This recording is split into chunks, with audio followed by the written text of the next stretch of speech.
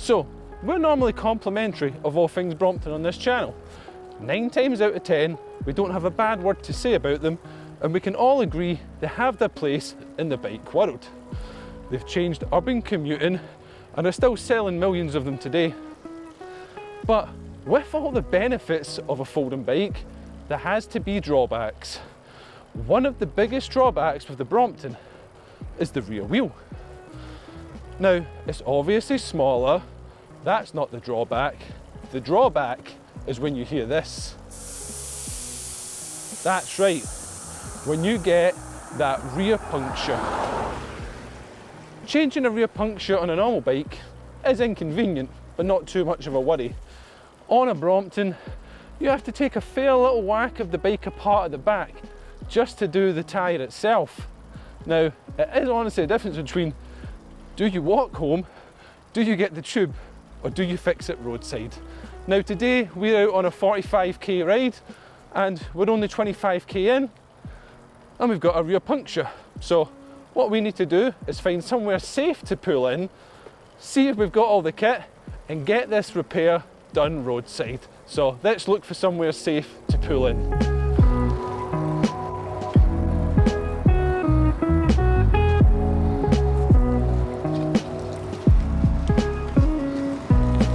Now that we are safely pulled off to the side of the road, we can now address the issue with the bike. As you can plainly see, the rear tyre has got a pretty severe puncture and will need addressed as soon as possible.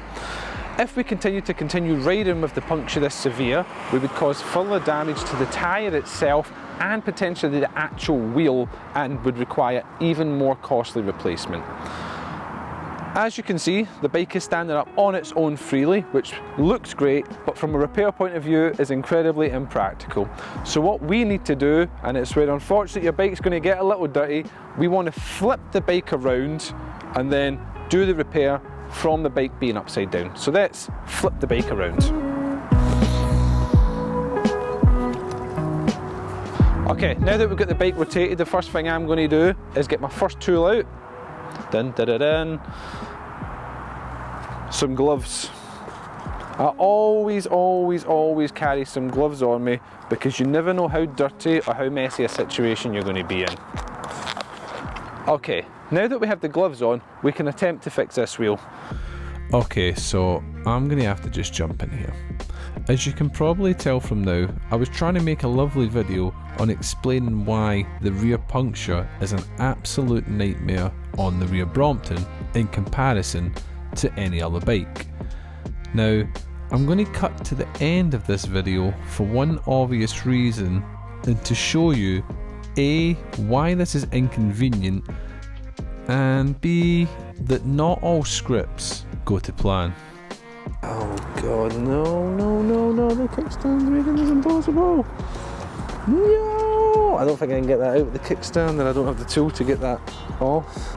Okay, so I myself have ran into a problem of making a video of how to tell you how to change the rear wheel. While I have a puncture, I have my kickstand fitted. And with the kickstand fitted, I require additional tools in order to get it off the mudguard bolt. Now guess which tools I do not have? That's right, I do not have the mudguard tools. So for me, this is going to involve a phone call to get someone to come pick me up, and then we'll continue this at a later date. And there you have it, some actual proof at how inconvenient it can be to replace the inner tube on a Brompton's rear wheel. While I understand not everyone would have a kickstand fitted, it was something that I overlooked and would require even more tools to carry on the road in order to deal with this puncture repair. So it certainly got me thinking if the kickstand is worthwhile having on the Brompton. But now, for everyone's enjoyment, let's jump to the studio and see how to change the rear wheel on a Brompton. Before starting the puncture repair, ensure that your shifters are positioned to the plus sign and are in third gear. Once completed, flip the bike onto its handlebars and saddle to allow for easy access to the rear wheel. Firstly, push the chain tensioner towards the frame to release the tension from the chain. pull the chain past the jockey wheels while keeping pressure on the tensioner to avoid it springing back at pace.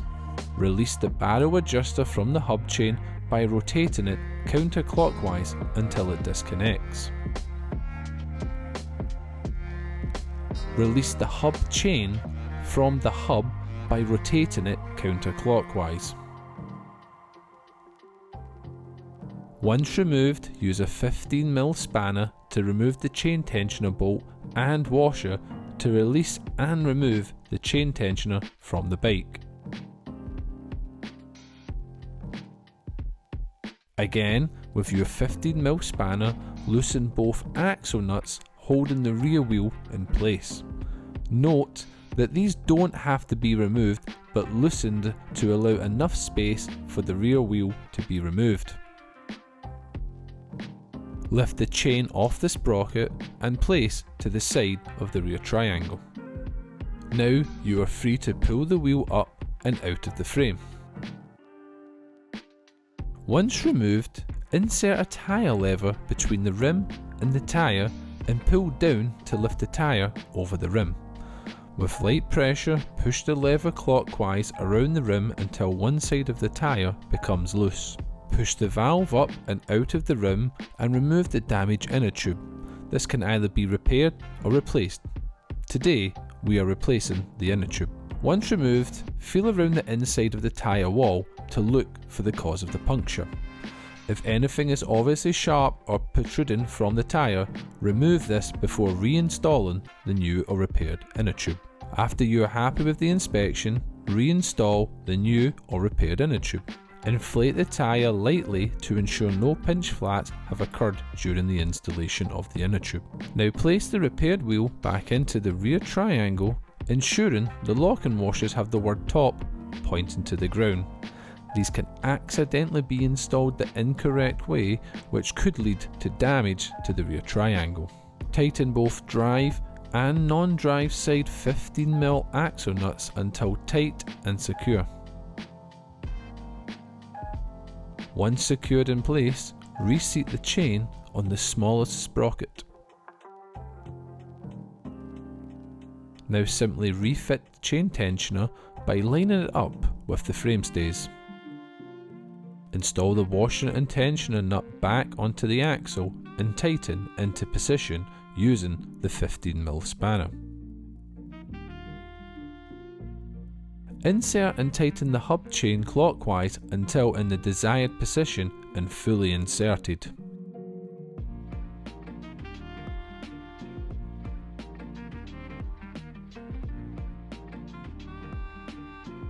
Reinstall the hub chain to the barrel adjuster.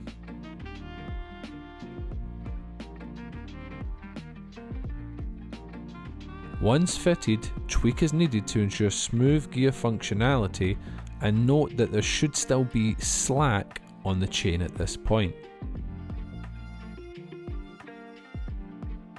Pull the chain tensioner back towards the main frame and realign the chain around the jockey wheels. Finally, ensure all shifting is working as expected and tweak the barrel adjuster as necessary. After this, simply inflate the tyre to your desired pressure.